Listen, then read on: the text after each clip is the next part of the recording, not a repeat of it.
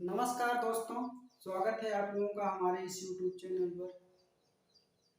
आइए ज्ञान में आपको जो है लेसन 10 जो है और उसके बारे में हमने इसके पहले भी बताया है जो है फोकस दूरी क्या होता है, वक्रता केंद्र क्या होता है, वक्रता त्रिज्या क्या होती है, ये सारी चीजें हमने आपको बता रखा है। और उत्तल दर्पण क्या होता है, अवतल दर्पण क्या होता है, ये भी बता रखा है हमने आपको। आइए देखते हैं दर्पण की पहचान कैसे की जाती है।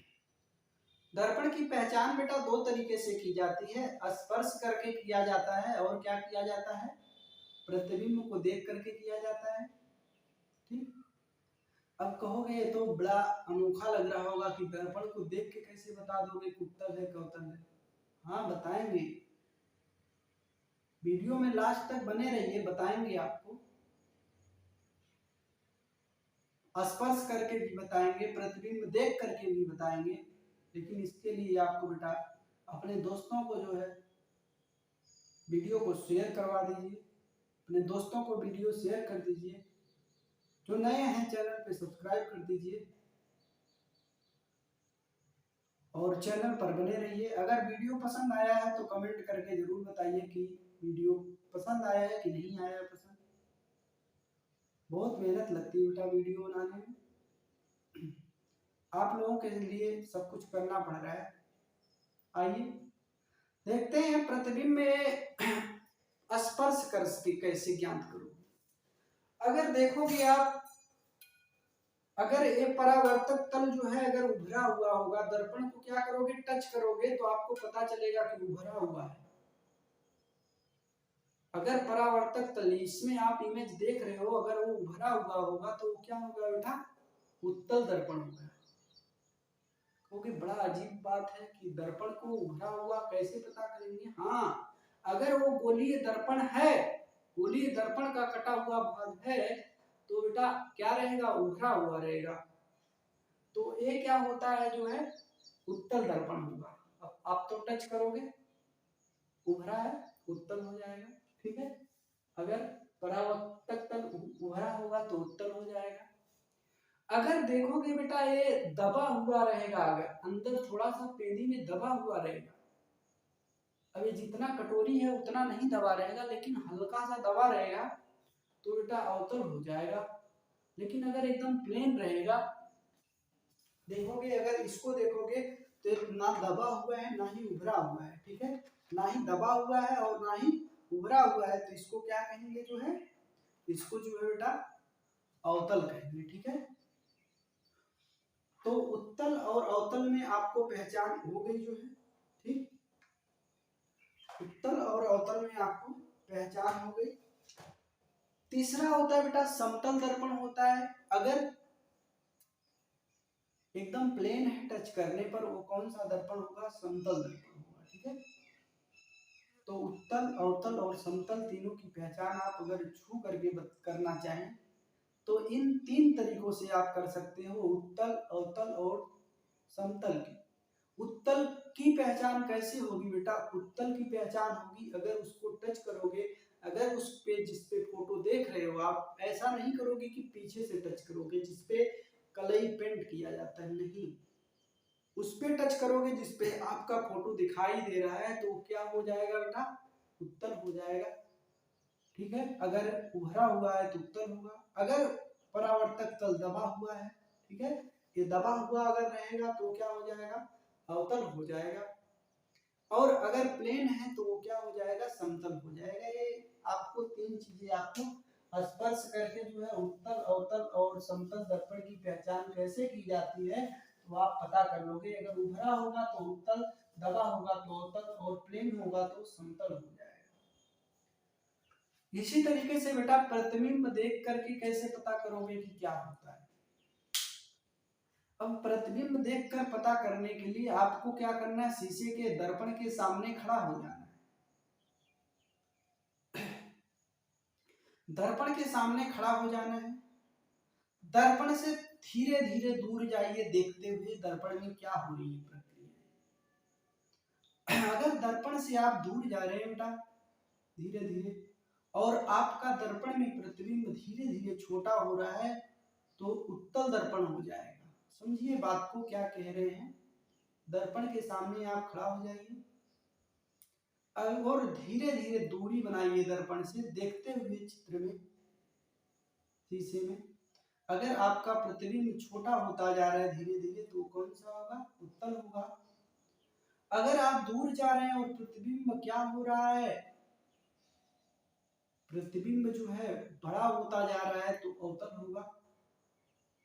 और आप दूर जा रहे हैं, अगर कोई डिफरेंस नहीं आ रहा है, ना तो छोटा आ रहा है ना तो बड़ा आ रहा है, तो कौन सा दर्पण होगा बेटा? समतल दर्पण। तो इस तरीके से उत्तल अवतल की समतल की पहचान छू करके और प्रतिबिंब को देख करके आप बता सकते हो। ठीक है, तो ये सारी चीजें हो गई जो है प्रतिबिंब को देख करके जिस दर्पण की पहचान करनी हो, दर्पण के सामने रखी वस्तु को धीरे धीरे दर्पण से दूर ले जाने पर यदि क्या होता है, सीधे प्रतिबिंब का आकार घटता जाता है तो उत्तल दर्पण, प्रतिबिंब का आकार बढ़ता जाता है तो अवतल दर्पण, अगर प्रतिबिंब का आकार समान रहता है तो समतल दर्पण। ये बेटा जो है ये तीनों दर्पण की पहचान हो गई। ठीक है, इस तरीके से पहचान हो गई, इस तरीके से पहचान हो गई। अब इतनी मेहनत से पढ़ रहे हो दर्पण को तो आपको जानना जायज है कि जिंदगी में हमारी यूज क्या है, इसका उपयोग क्या है। खाली हमें फोटो देखने की ही काम आता है या और किसी के काम आता है? तो सब मिला के बेटा ये इमेज को देखने के ही काम आता है, लेकिन अलग अलग तरीके से इमेज को देखने के काम आता है। जैसे जहां पे हमें जरूरत होती है वैसे हम इसका यूज करते हैं। आइए देखते हैं कैसे यूज करते हैं। तब तक वीडियो को अपने दोस्तों के साथ शेयर कर दीजिए, जो नए हैं चैनल पर सब्सक्राइब कर दीजिए। यहाँ पे आपको जो है कक्षा 9, 10, 11, 12 के सारे सब्जेक्ट आपको पढ़ने को मिलेंगे। आइए पहचान बताते हैं।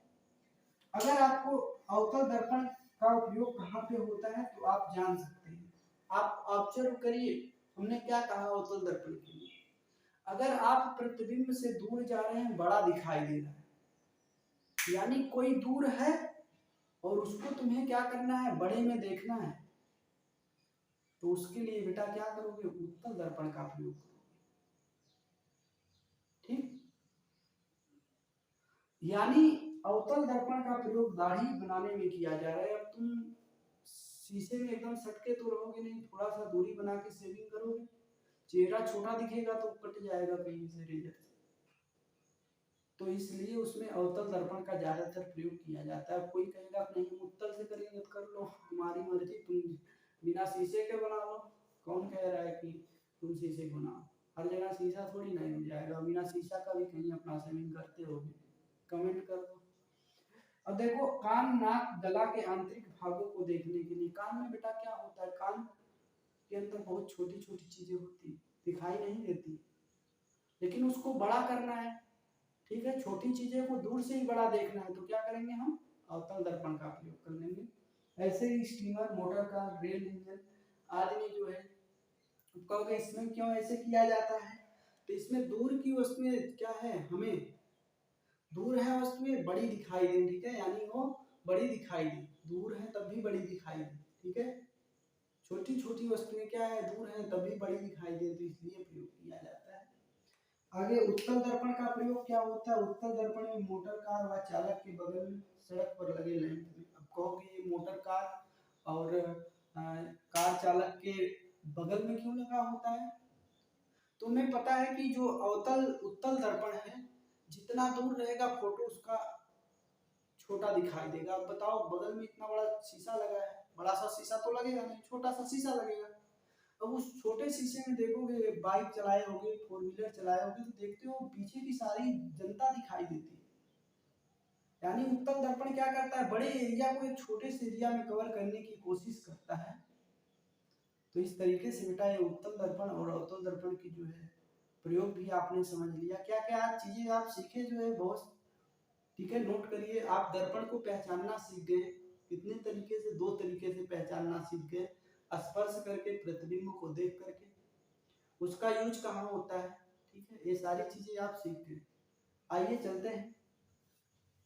गोलीय दर्पण की फोकस दूरी वक्रता त्रिज्या में संबंध। फोकस दूरी बराबर 1/2 गुणे वक्रता त्रिज्या। फोकस दूरी बराबर क्या होता है, f होता है, वक्रता त्रिज्या रेडियस r, f बराबर r/2 होता है। ये बेटा एग्जाम की दृष्टि से बहुत इंपॉर्टेंट फार्मूला है। 2 मार्क्स का इतना से यहाँ से लेकर के यहाँ तक कर दोगे, 2 नंबर आपको क्या करेगा बेटा, मिल जाएगा। ठीक है, इसके लिए आपको क्या होगा, 2 मार्क्स मिल जाएगा बड़े आसानी से। ठीक है, अब बात आती है क्या और भी इसमें आ सकता है। हाँ आ सकता है, 1 मार्क का जो है बहुविकल्पी क्वेश्चन भी आता है। इस पे सीधे कह देगा गोलीय दर्पण की फोकस दूरी व वक्रता त्रिज्या में संबंध है। 4 ऑप्शन दे देगा आपको, f बराबर 2r, r बराबर 2f, 2/f, सी ऑप्शन दे दिया f बराबर r/2, डी दे दिया कोई नहीं। 4 ऑप्शन बच्चा आपको दे दिया। अब f बराबर 2r दे दिया। आप तुम्हें जो है फार्मूला अगर बेटा याद है तभी आप कर सकोगे, वरना नहीं कर सकोगे। क्या होता है, 1 नंबर का क्वेश्चन आता है, 5 नंबर का भी बेटा इसमें 5 मार्क्स का भी क्वेश्चन आएगा। तो इतने में 5 नंबर नहीं बेटा, क्या कहेगा, गोलीय दर्पण की फोकस दूरी तथा वक्रता त्रिज्या में संबंध स्थापित कीजिए। अब संबंध स्थापित करने के लिए जो है एक पेज का उसका जो है कैसे ये जो है f बराबर r/2 आता है, उसको निकालना रहता है। तो इसके लिए आप लोग कमेंट करिए, क्या आप सीखना चाहते हैं इसको। अगर सीखना चाहते हैं, अगर 5 नंबर आप एग्जाम में पाना चाहते हैं तो कमेंट करके बताइए हाँ सीखना चाहते हैं, और चैनल को जो है सब्सक्राइब कर दीजिए और लाइक कर दीजिए। अब जो है 2 नंबर का बेटा 2 मार्क्स का कभी कभी जो है क्वेश्चन भी इस पे उठ जाता है। ठीक है, फार्मूला अगर जान रहे हो आप तो भी क्वेश्चन को सॉल्व कर पाओगे। कह दिया गोलीय अवतल दर्पण की वक्रता त्रिज्या 12 सेंटीमीटर है, फोकस दूरी बताइए। अब हमें पता है कि क्या क्या दिया है, देखो बेटा क्वेश्चन लिख लेते हैं। अवतल दर्पण की वक्रता दे रखा है 12 सेंटीमीटर, फोकस दूरी क्या करना है बेटा, ये बताना है, इसका क्वेश्चन मार्क। अब देखो कि वक्रता त्रिज्या r दे दिया, f बराबर दे दिया, निकालना है। कहोगे कौन सा फार्मूला लगाएं, तो इसके लिए बच्चा आपको क्या करना होगा, इसके लिए अपने दिमाग, इस पागल दिमाग से कहना होगा कि बताओ तुम कि f और r जहां पे होता है वो वाला फार्मूला कहां पे है। तो अगर अच्छे से बच्चा पढ़ाई करोगे तो f बराबर r/2 ये फार्मूला आपके दिमाग में आएगा। लेकिन अगर बदतमीजी करोगे, पढ़ोगे नहीं जो है, तो आपको कुछ नहीं आएगा, वहीं चराना जाके गाँव में। ठीक है, आजमगढ़ वाले धान रोपेंगे जाकर।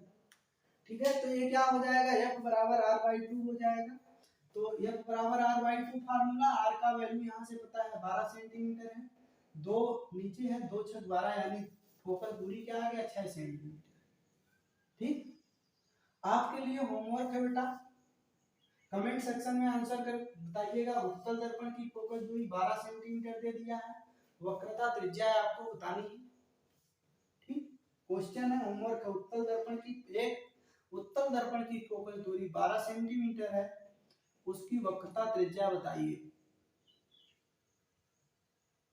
तो ये सारी चीजें होती हैं, बहुत सारी चीजें आपने सीखा यहाँ पे। ठीक है, कमेंट करके बताइए क्या आपको चीजें अच्छी लगी, समझ में आई या नहीं समझ में आई। दोनों का आंसर दीजिए, ऐसा नहीं है समझ में आया तब भी यस लिखिए, नहीं समझ में आया तो नो लिख दीजिए, कोई प्रॉब्लम नहीं। तो उत्तल, अवतल और समतल की पहचान कैसे की जाती है, 2 तरीके से की जाती है, स्पर्श करके, प्रतिबिंब देख करके। स्पर्श करके कैसे बताओगे, अगर उभरा हुआ तल होगा टच करने पर, परावर्तक तल उभरा होगा तो उत्तल होगा, अगर दबा होगा अंदर तो अवतल होगा, प्लेन होगा तो समतल होगा। अगर प्रतिबिंब से आप धीरे धीरे दूर जा रहे हो, प्रतिबिंब आपका जो है छोटा हो रहा है, तो उसे क्या कहोगे, उत्तल कहोगे। लेकिन आप दर्पण से दूर जा रहे हो, अगर प्रतिबिंब बड़ा हो रहा है तो अवतल कहोगे। अगर समान है, ना तो छोटा हो रहा है दूर जाने पे, ना तो बड़ा हो रहा है, तो समतल। पहचान क्या होती है उत्तल की, उत्तल की अवतल का जो है प्रयोग कहाँ पे होता है वो भी जान लिया आपने। फोकस दूरी तथा वक्रता त्रिज्या में संबंध भी जान लिया, f बराबर r/2 होता है, बहुत इंपॉर्टेंट होता है। आइए चलिए देखते हैं, 2-3 चीजें और बताई हैं उसको देखते हैं।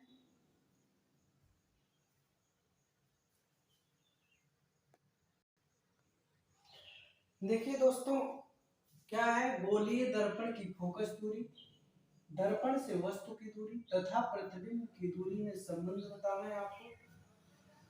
तो संबंध होता है 1/f बराबर 1/v प्लस 1/u होता है। ठीक है, कहोगे ये फार्मूला कहाँ से आया? तो इसका भी बेटा जो है निगमन किया जाता है। उत्तल दर्पण के लिए भी यही फार्मूला होता है, अवतल दर्पण के लिए भी यही फार्मूला होता है।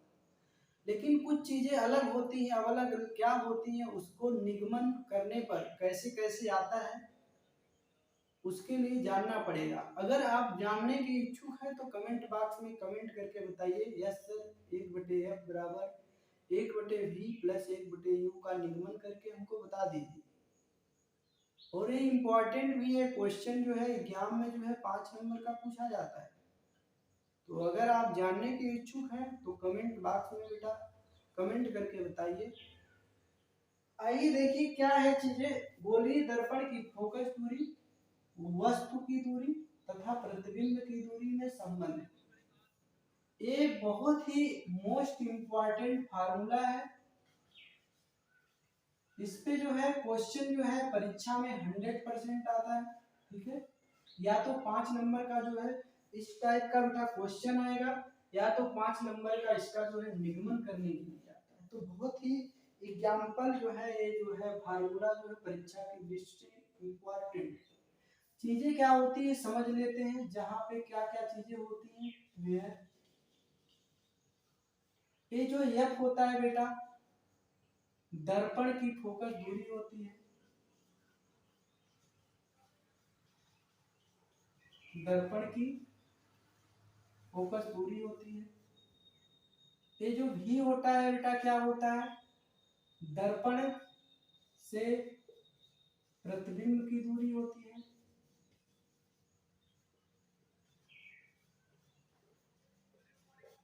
और जो ए यू होता है वो क्या होता है, दर्पण से वस्तु की दूरी होती है।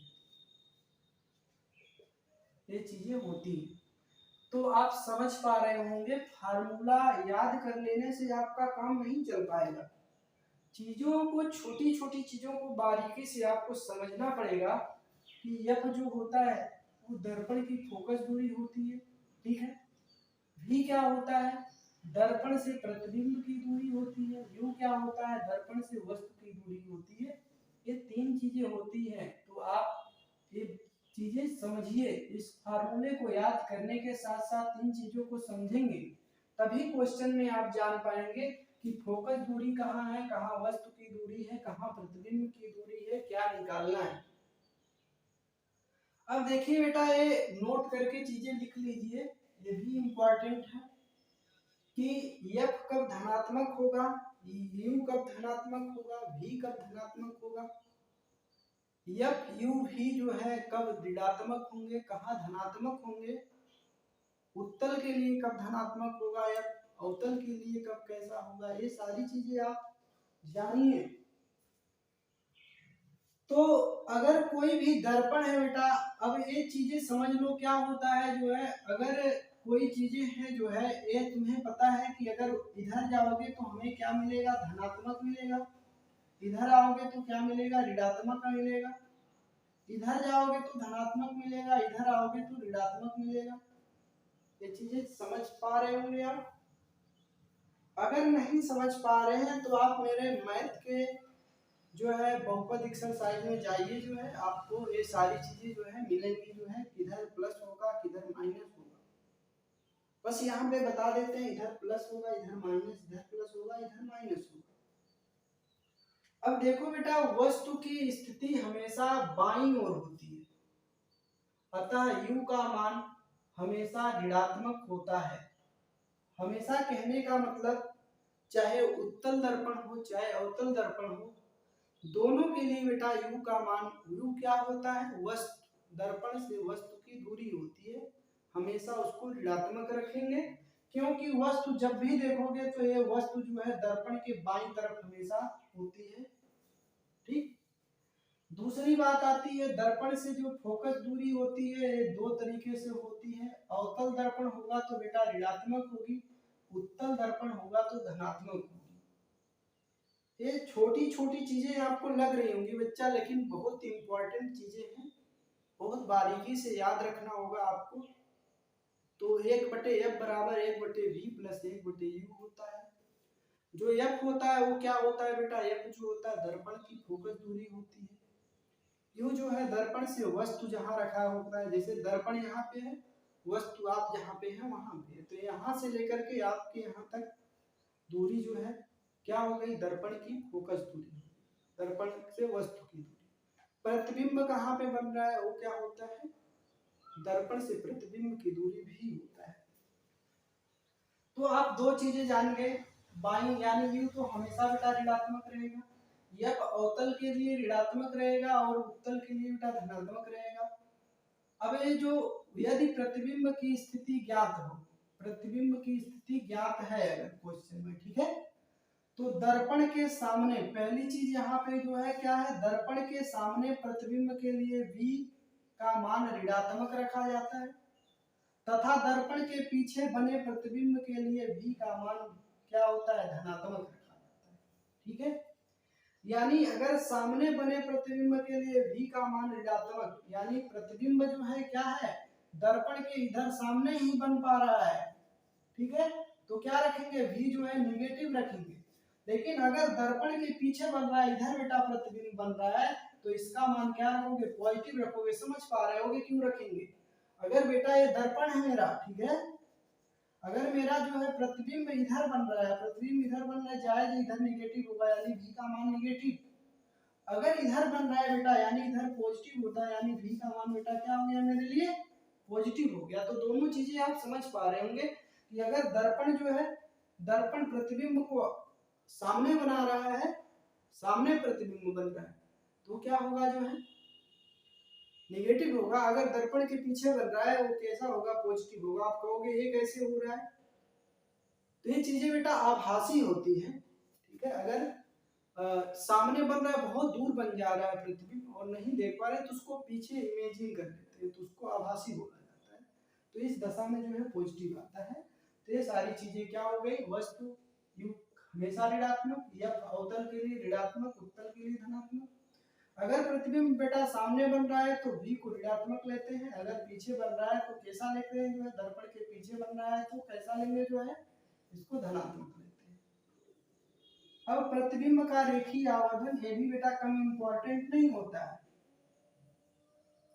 कई बार एग्जाम में, बोर्ड एग्जाम में आया हुआ है कि रेखीय आवर्धन से आप क्या समझते हैं, 2 नंबर का क्वेश्चन, रेखीय आवर्धन से आप क्या समझते हैं। तो अगर आपको जानकारी होगी तो देंगे, जो है क्या होता है, रेखीय आवर्धन लीनियर मैग्निफिकेशन बोला जाता है। आवर्धन को m से रिप्रेजेंट करते हैं बच्चा। अब क्या होता है लीनियर मैग्निफिकेशन ऑफ इमेज, प्रतिबिंब का रेखीय आवर्धन प्रतिबिंब की लंबाई तथा वस्तु की लंबाई के अनुपात को प्रतिबिंब का रेखीय आवर्धन कहते हैं।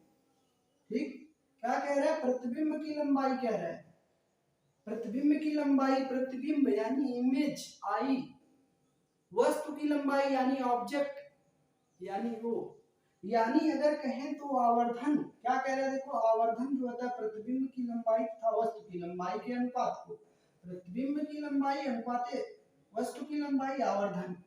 आवर्धन को बेटा किससे लिखा जाता है, m से लिखा जाएगा। प्रतिबिंब यानी इमेज होता है, इसे लिखते हैं, और इसको किससे लिखते हैं, ऑब्जेक्ट यानी किससे लिखेंगे, ओ से लिखेंगे। यानी बेटा जो हमारा फार्मूला बन के आ गया m बराबर I बटे ओ। क्या होता है, प्रतिबिंब का रेखीय आवर्धन प्रतिबिंब की लंबाई तथा वस्तु की लंबाई के अनुपात को प्रतिबिंब का रेखीय आवर्धन कहते हैं।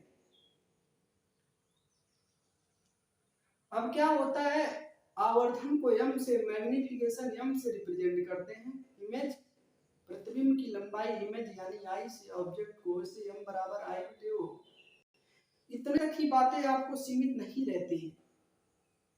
ये जो बेटा, ये जो प्रतिबिंब की लंबाई है, ठीक है, अगर वो प्रतिबिंब की दूरी के बराबर हो गया, ठीक है, यहाँ कोई प्रतिबिंब है बन रहा है, ये जो है, ये जो दूरी है प्रतिबिंब की, यहाँ से लेकर के यहाँ तक जो दूरी है वो प्रतिबिंब की दूरी होगी, ठीक है।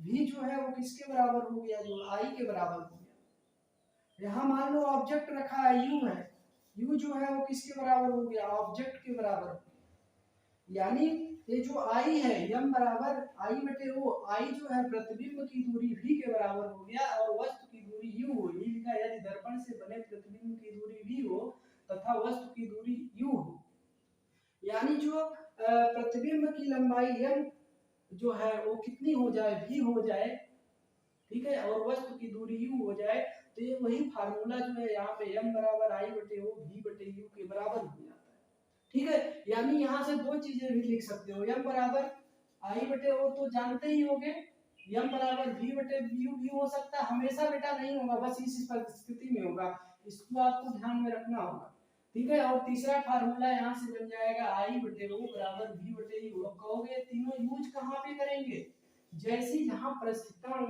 परिस्थितियां होंगी वहां पे वैसा यूज करेंगे बेटा। क्या क्या यूज करोगे, देखो अगर क्वेश्चन में दे दिया तुम्हें, क्वेश्चन में कहीं दे दिया जो है प्रतिबिंब, दर्पण से प्रतिबिंब की दूरी, दर्पण से वस्तु की दूरी और प्रतिबिंब की लंबाई दे दिया और कह रहा है वस्तु की लंबाई बताओ, तो ये वाला फार्मूला आप लगा दोगे। अगर कह दिया कि प्रतिबिंब की लंबाई, ठीक है, वस्तु की लंबाई दे दिया, आवर्धन बताओ, ये वाला फार्मूला लगा दोगे।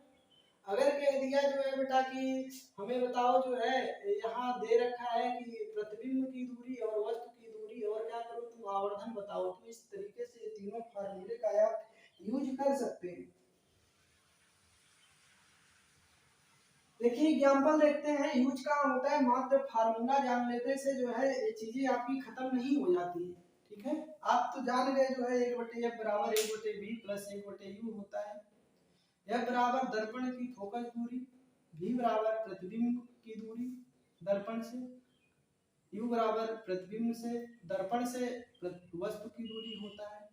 u को हमेशा निगेटिव रखा जाता है, f को अवतल के लिए ऋणात्मक, उत्तल के लिए धनात्मक।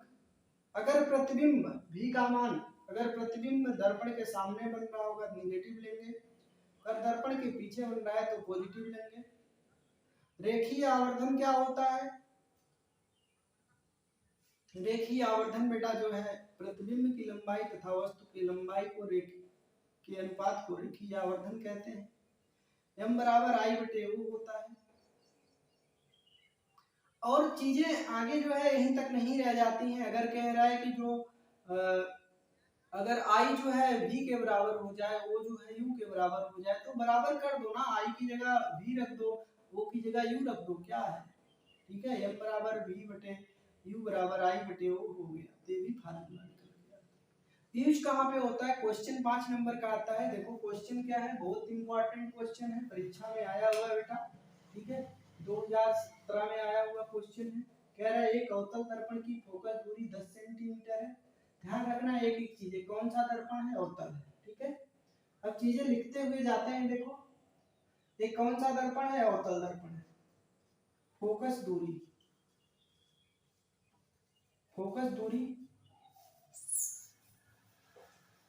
अब देखो बेटा फोकस दूरी को किससे रिप्रेजेंट करते हैं, f से।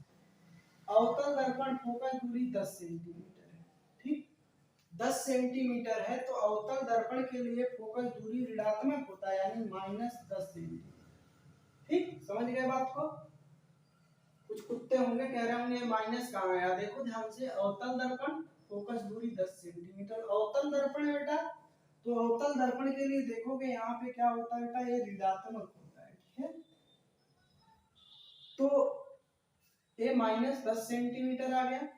यहाँ पे देखेंगे चीजें, अब आगे कह रहा है इसके सामने 15 सेंटीमीटर दूरी पर एक वस्तु रखी है। 15 सेंटीमीटर दूरी पर वस्तु रखी है, यानी वस्तु की दूरी, वस्तु की दूरी को u से लिखते हैं। वस्तु की दूरी क्या हो जाएगी, 15 सेंटीमीटर। अब एक प्लस रहेगा कि माइनस, देखते हैं। वस्तु की दूरी हमेशा ऋणात्मक रखी जाती है, यानी -15 सेंटीमीटर। कह रहा है बनने वाले प्रतिबिंब की प्रकृति, स्थिति व आवर्धन बताइए, यानी पहले प्रतिबिंब की दूरी बताओ, दर्पण से प्रतिबिंब की दूरी, यानी क्या निकालना है, v का मान निकालना है। ठीक, अब सॉल्यूशन हल करो इसको। अब देखो बेटा फार्मूला क्या होता है, 1/f बराबर 1/v प्लस 1/u होता है। देखते हैं क्या क्या चीजें हैं। v निकालना है हमको, v निकालना है तो देखो 1/f, इसको इधर लाओगे माइनस 1/u, इधर 1/v बचा रहेगा।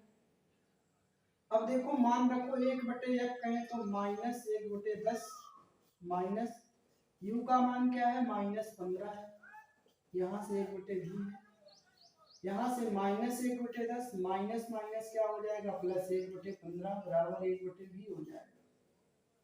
15 और 10 का बेटा एलसीएम लोगे 30 आएगा, 10 3 30 -3, 15 दूनी 30, 2। ठीक, क्या करते हैं, इसका इसमें भाग देते हैं, जो आता है ऊपर गुणा करते हैं। ठीक, एलसीएम निकालना चाहो तो निकाल सकते हो, 3 × 5 = 15, 2 × 5 = 10, 5 × 10 3 30। ठीक, 15 × 30, 2 का 1 में गुणा करोगे 1/v।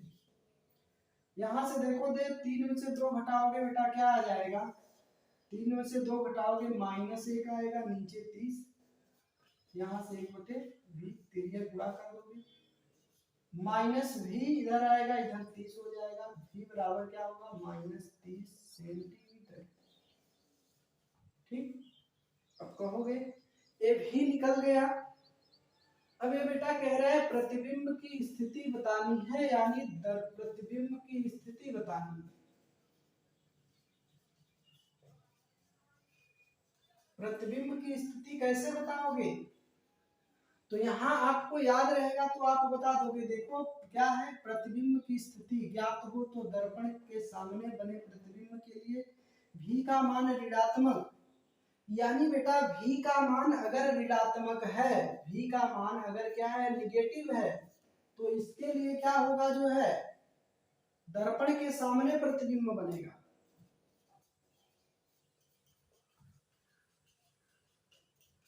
ठीक, तो यानी ये जो हमारा ये प्रतिबिंब है वो कहाँ पे है, प्रतिबिंब की जो स्थिति है, प्रतिबिंब कहाँ है बेटा, प्रतिबिंब जो है दर्पण के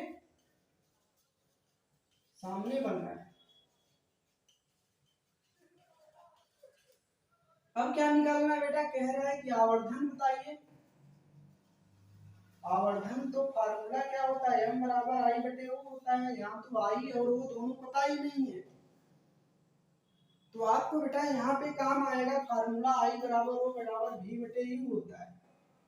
तो यहाँ से m बराबर क्या होगा, v का मान बेटा क्या है हमारे पास -30 है, और u का बेटा हमारे पास मान क्या है, -15 है, 15 दूनी 30, यानी m बराबर क्या आ जाएगा, 2 आ जाएगा।